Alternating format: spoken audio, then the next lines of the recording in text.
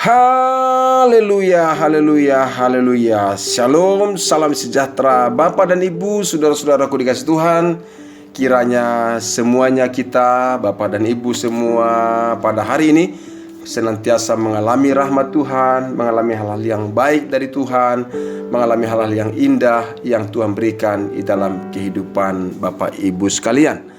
Hari ini tanggal 31 Maret tahun 2022, saya mau ngajak Bapak Ibu membaca firman Tuhan dan kembali kita merenungkan bagian firman Tuhan, melakukannya dalam kehidupan kita.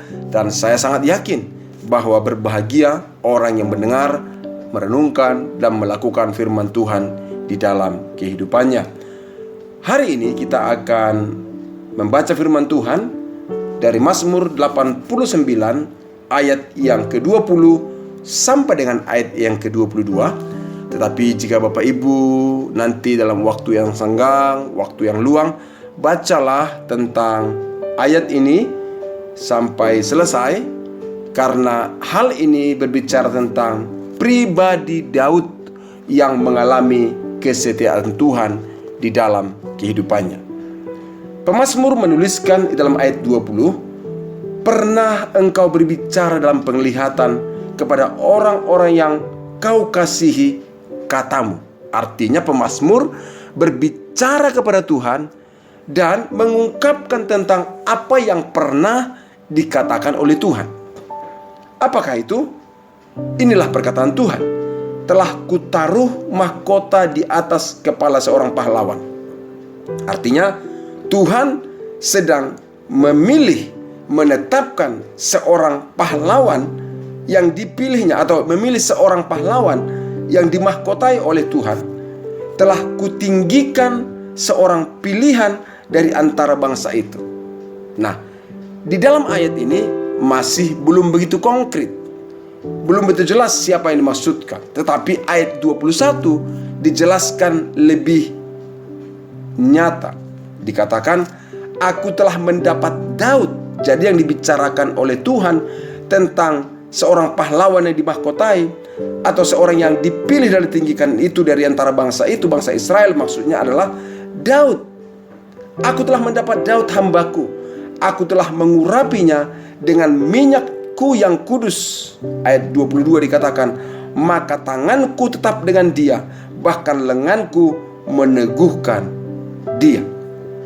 Bapak dan Ibu, saudara-saudara dikasih Tuhan, firman Tuhan ini mengungkapkan dan menjelaskan tentang Daud yang mengalami kesetiaan Tuhan.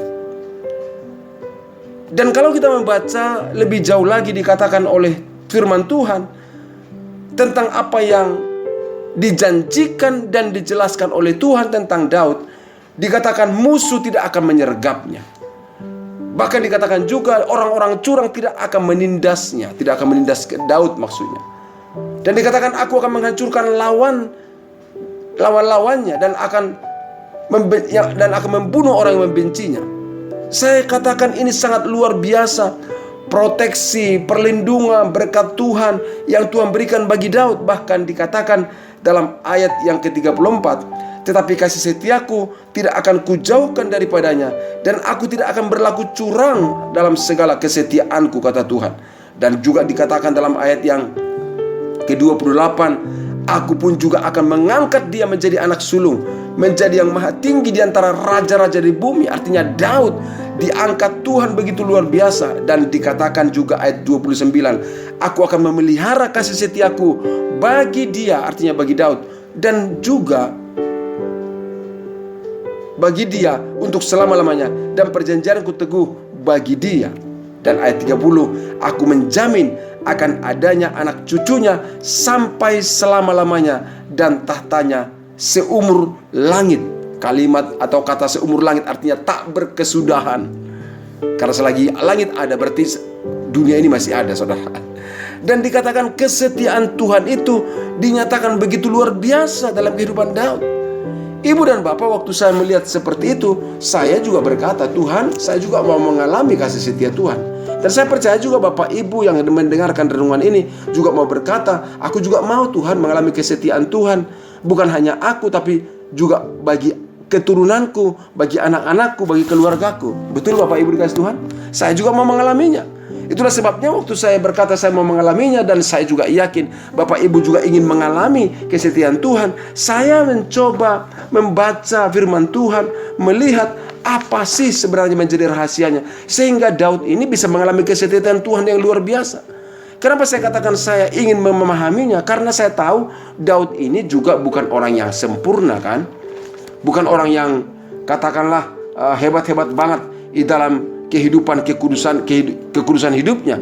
Daud juga pernah melakukan kesalahan, pernah melakukan pelanggaran, pernah juga melakukan dosa, perzinahan, dan rencana-rencana jahat juga pernah dilakukannya, khususnya dalam perzinahan yang dia lakukan. Tapi mengapa Daud ini mengalami kasih setia Tuhan yang begitu luar biasa? Waktu saya berada dalam posisi bertanya-tanya demikian, Tuhan ingatkan saya, yang pertama adalah itu semuanya karena kasih karunia Tuhan, karena anugerah Tuhan. Tuhan mengasihi Daud, Tuhan mengangkat Daud, itu bagian dari anugerah Tuhan, rahmat Tuhan. Ya, betul. Tetapi yang kedua juga adalah yang saya lihat mengapa Daud mengalami kasih setia Tuhan yang luar biasa. Yang kedua adalah karena Daud meresponi anugerah Tuhan dengan benar. Saya ulang lagi, karena Daud meresponi anugerah Tuhan dengan baik dan benar. Ibu dan bapak, anugerah Tuhan itu tersedia bagi semua orang, tetapi orang yang meresponinya lah yang akan mengalami anugerah tersebut. Contoh misalnya anugerah keselamatan. Keselamatan itu tidak diberikan hanya untuk orang Kristen, tidak. Keselamatan itu tidak disediakan hanya untuk orang-orang tertentu, tidak. Tapi pengorbanan Kristus di atas kayu salib itu adalah anugerah, rahmat yang disediakan bagi semua orang. Tetapi yang meresponinya, yang menyambutnya, yang menerimanya lah yang akan mengalami anugerah itu. Demikian juga dengan yang dialami oleh Daud.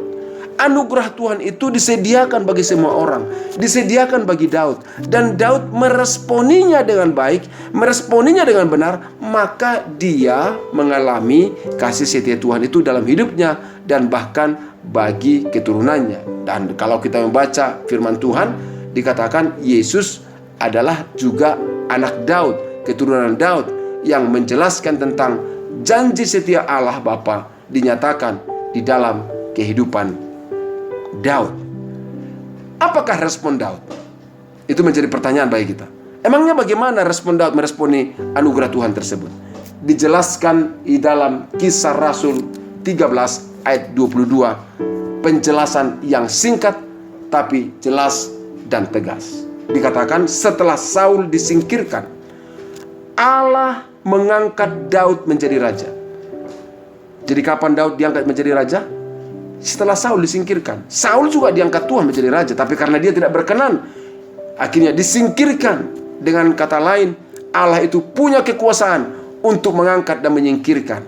Dan saudaraku, doa dan harapan saya, Bapak Ibu, kita semuanya menjadi orang-orang yang diangkat Tuhan, bukan yang disingkirkan Tuhan. Dan diangkatlah Daud menjadi raja. Mengapa demikian? Kata Tuhan tentang Daud, Allah telah menyatakan. Jadi ini pernyataan Allah. Jadi dia diangkat adalah karena kehendak Tuhan. Diangkat menjadi raja adalah karena kedaulatan Tuhan. Diangkat menjadi raja karena, perhatikan dengan baik, aku telah mendapat Daud bin Isai, seorang yang berkenan di hatiku dan yang melakukan segala kehendakku. Artinya Daud mendapatkan anugerah Tuhan. Orang yang berdosa, orang yang gagal melakukan hal-hal yang harus dilakukan, tapi anugerah Tuhan terjadi dalam kehidupannya. Dia menyambut anugerah Tuhan tersebut. Dan Daud dikatakan melakukan segala kehendakku. Segala kehendakku itu artinya segala kehendak Tuhan bagi kehidupan Daud, dia lakukan dengan benar. Iya, kehendak yang lain memang dia gagal. Misalnya kehendak apa? Tentang kekudusan hidup, dia gagal. Tapi kehendak yang khusus baginya, dia lakukan dengan benar. Ibu dan bapak dikasih Tuhan, tentunya kita juga tahu bahwa Allah punya kehendak secara umum, secara khusus bagi kehidupan manusia.